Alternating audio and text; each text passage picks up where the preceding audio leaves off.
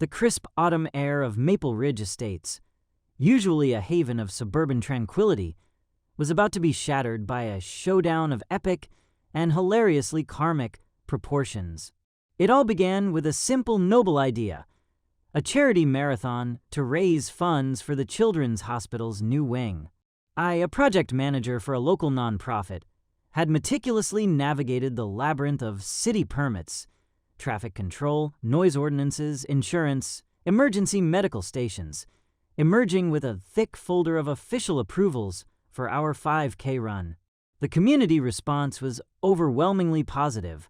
Over 200 runners signed up, local businesses offered sponsorships, and neighbors like Mrs. Henderson and even grumpy Mr. Peterson volunteered their time.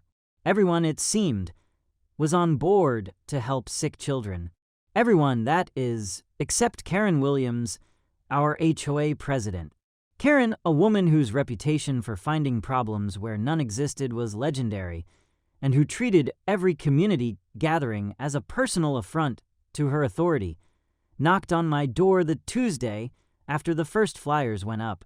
She clutched a printed copy of my marathon announcement like it was Exhibit A in a capital crime. Her perfectly styled blonde hair remained unmoved by the autumn breeze as she informed me, in a tone dripping with condescension, that this marathon was absolutely unacceptable and would violate multiple HOA bylaws. My calm explanation that I possessed all necessary city permits and that the event was entirely legal was met with a scoff. The city, she declared, obviously didn't understand how disruptive this would be. My invitation to review the permits was refused. She didn't need to see paperwork to know that hundreds of people running through her streets would create chaos.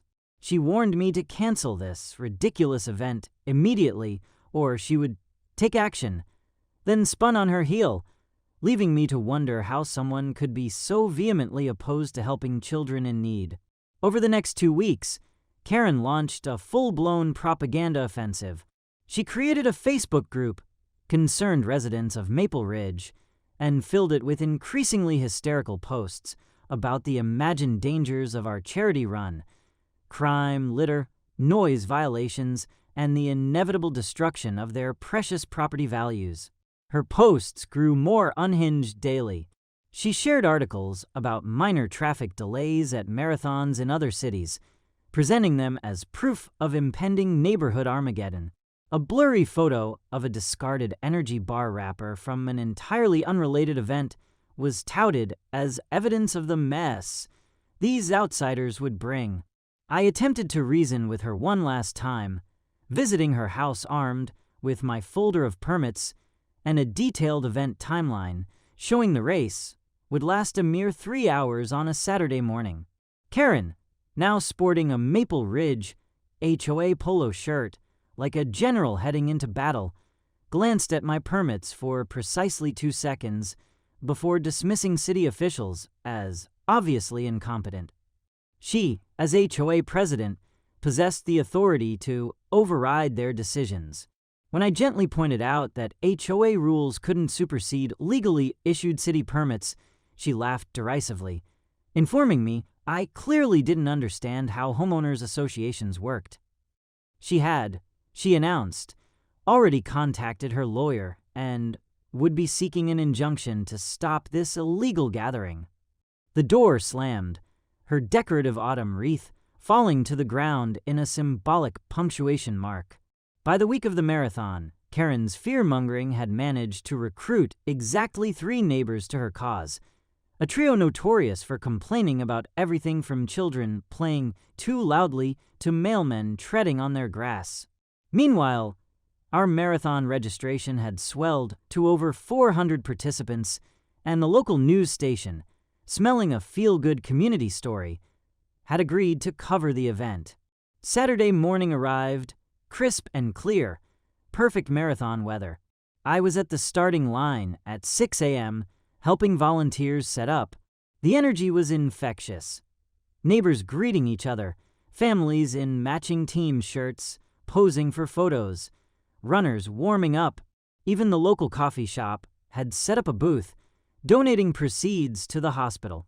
At 7:30 a.m., 30 minutes before the scheduled start, Karen Williams appeared like a malevolent storm cloud on the horizon.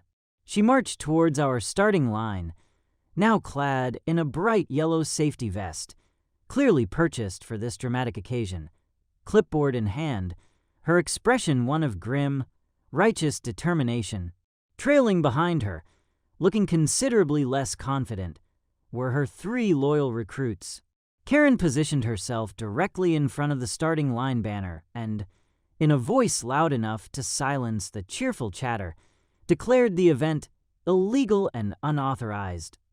As HOA president, she was ordering everyone to disperse immediately or face potential legal consequences. Confused murmurs rippled through the crowd. Parents began asking anxious questions. I calmly approached Karen, my folder of permits once again in hand, offering to show her the official documentation. She waved it away without a glance, proclaiming she didn't recognize the authority of city permits over HOA regulations. She had done her research, she claimed, and HOAs had the right to prevent disruptive activities. The crowd grew restless.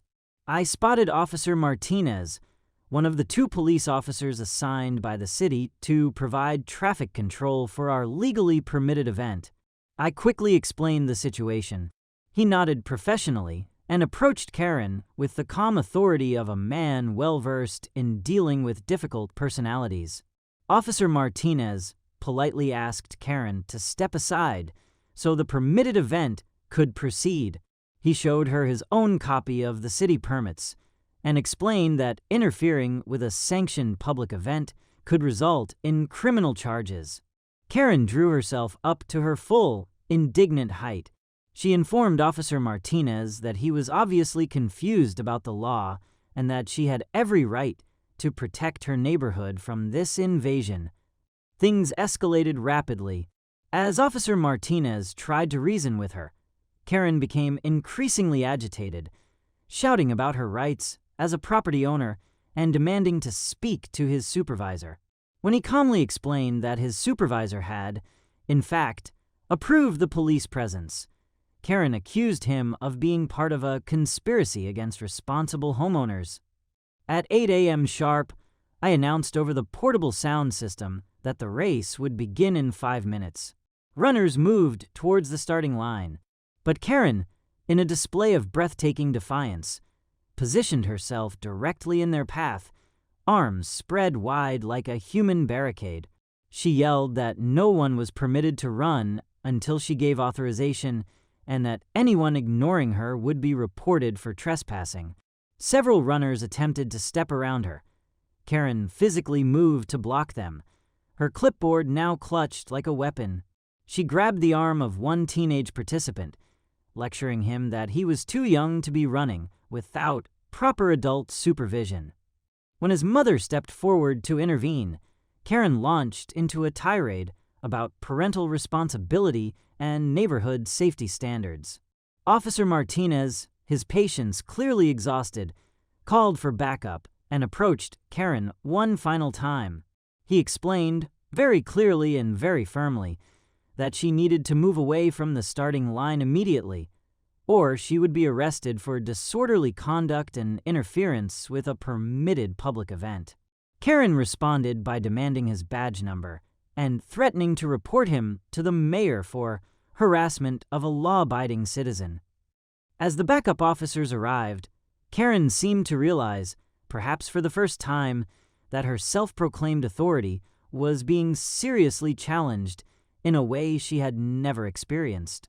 She became even more frantic, shouting about property rights and HOA bylaws, waving her clipboard at anyone who would listen.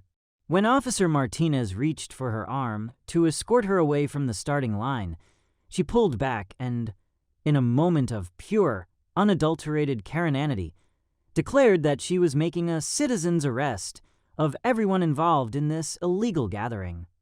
That was the moment Karen sealed her fate. She pushed past Officer Martinez and grabbed one of our electronic timing devices, claiming she was confiscating evidence of the illegal event. When a volunteer tried to stop her, she shoved him away and announced, with dramatic flair, that she was calling 911 to report a riot in progress. Several spectators, their phones already out, were recording the entire, unhinged confrontation. I could see Karen's 3 recruited neighbors slowly, almost imperceptibly, backing away from the scene, their enthusiasm for the cause clearly waning. Officer Martinez had clearly reached the end of his considerable patience.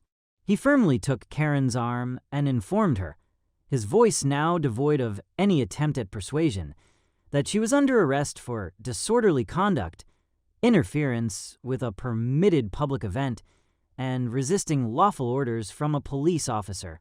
The handcuffs came out. Karen's voice reached a pitch that probably frightened dogs 3 blocks away.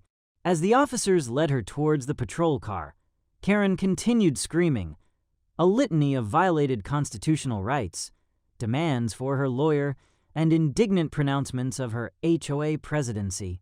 The crowd watched in fascinated, stunned silence as this woman, who had tried with every fiber of her being to shut down our charity event, was unceremoniously removed from the scene in handcuffs, still clutching her clipboard and wearing her ridiculous, self-important yellow safety vest. With Karen finally blessedly gone, the marathon began with an enthusiasm and energy that was truly inspiring. The runners cheered as they crossed the starting line, several shouting that they were running extra hard for the kids and to spite Karen.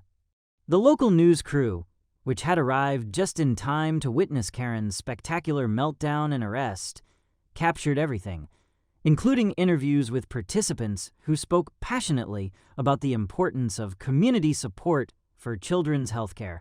The event was a spectacular success, raising over $15,000 for the Children's Hospital. But the real, deeply satisfying victory came later that week when I learned about Karen's legal consequences. She was fined $800 for disorderly conduct and ordered to pay an additional $500 in court costs. When the story, complete with footage of her arrest, hit the local news and then spread like wildfire online, Karen's employer received numerous calls questioning their association with an employee who actively disrupted charity events for sick children. The public embarrassment was so severe that Karen Williams resigned from the HOA board rather than face an inevitable and humiliating recall vote. Her shocked, disbelieving expression when the judge read her sentence in court was captured by every news camera present, a fittingly public end to her reign of petty tyranny. Maple Ridge Estates could finally breathe again, its streets now free for charity runs, children playing, and perhaps, just perhaps, a slightly less beige mailbox or two.